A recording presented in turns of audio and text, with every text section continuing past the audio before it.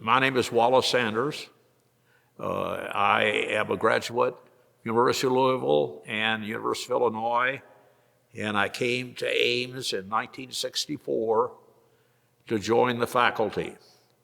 I served in the department until 1970 when I moved to the College of Engineering, where I worked for a number of years as an associate dean. So that's my relationship.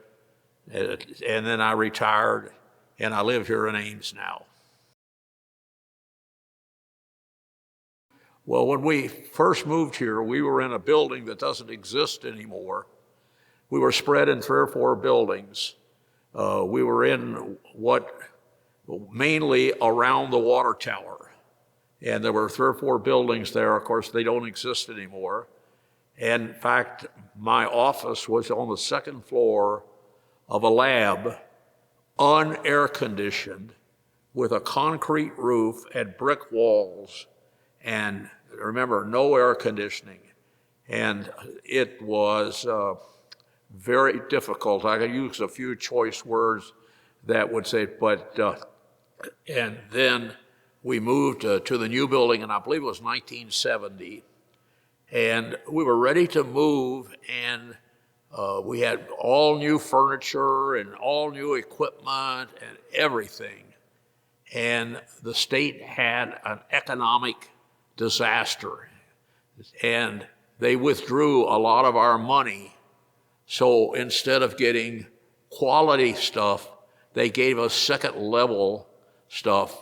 For example, if you were an associate or assistant professor, you got 1 chair.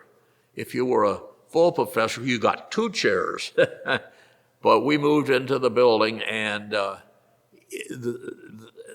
it's probably not as good a building as it could have been because they made so many cuts in the end. After I was there for a while, like I mentioned, I moved over to the dean's office on an interim basis. I was over there, I was the director or the head of the research committee for the college. And I went to the dean and I said, he had never had any research experience. So, and the dean in charge, our associate dean in charge of research, had come out of industry. So neither one of them had had research experience within a university environment. So I said, what you really need is somebody to come over here and work with you as a kind of a representative of the faculty. Well, you know what he said? Do you want to do it? And I said, yes. So I came over and spent about 3 years with a non-title. And then when the associate dean left, he asked me to stay as associate dean. So I was responsible for all the research activities. And in those days, research and teaching were separate. The research component, if you were a faculty member and you were half-time research and half-time teaching, your half-time research was not in the college, not in the Department of Civil Engineering, but was in this global group that I would head called Engineering Research Institute. So you worked half-time. Well, then around, I can't remember what the year it was, but after I'd been there about 1975 or so, they changed that and took all the research out of the college and moved it back into the department. So, for example, David, as department chairman, has all the responsibilities. Teaching, research, extension now is kind of all within the department. So that's a big change from the way it was before, because there was also a separate engineering extension program. And so when you did research, you did it for this group. When you did research, you did it for this group. And when you taught, you did it for the department. So that change had made a big difference in the department, because when you went to talk to your department chairman, he was the one, or she was the one, or I've been female department chairs for years. I think the first one was industrial engineering. And they then oversaw everything that you did. So it's changed dramatically. I'm sure even today, it's very much different than it was then. Well, yes, I do have memories. When I came here, there had been almost a policy of hiring Iowa State graduates. So the department was made up primarily of people who had gotten their PhD degrees at Iowa State. So what they were simply doing was perpetuating the same thing over and over again. But in the structures group, where I am, there were 5 of us, and every one of us had come from a university other than Iowa State. So we had a totally different attitude toward how things were operated. I thought much better, but that was all right.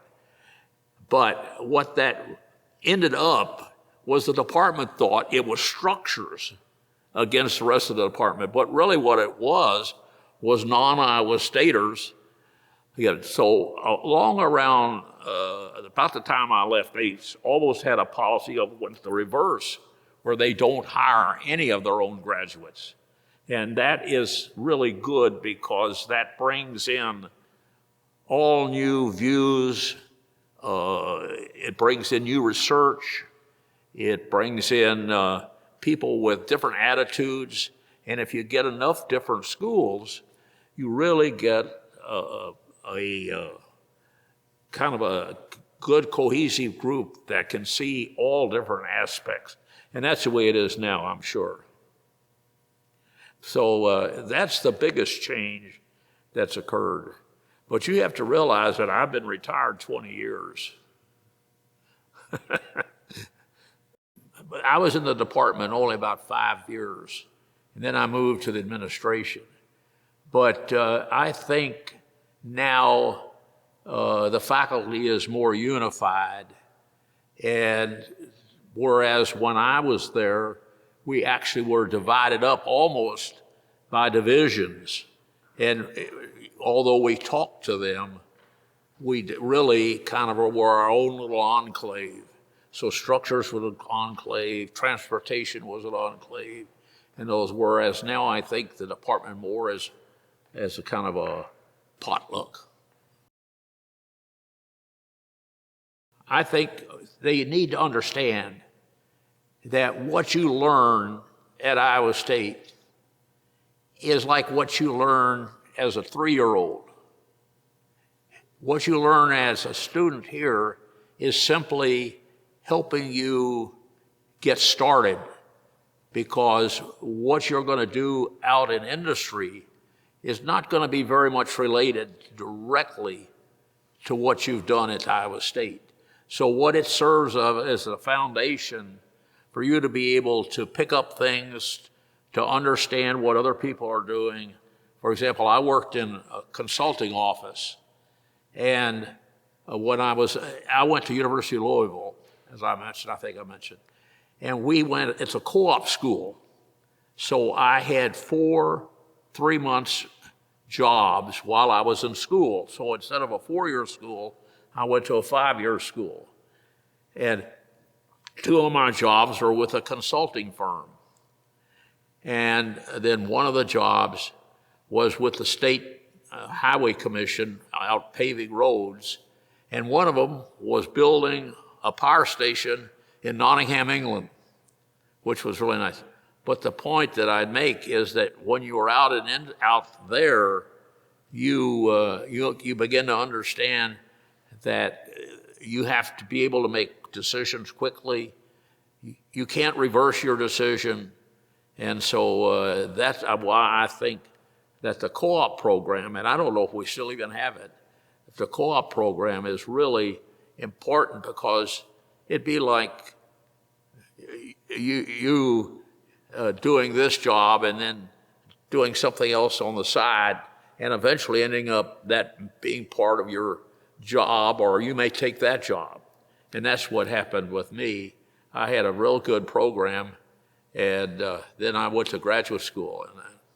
And then after graduate school, like I said, I stayed on the faculty, and that was interesting because at that time, there were 300 PhD candidates.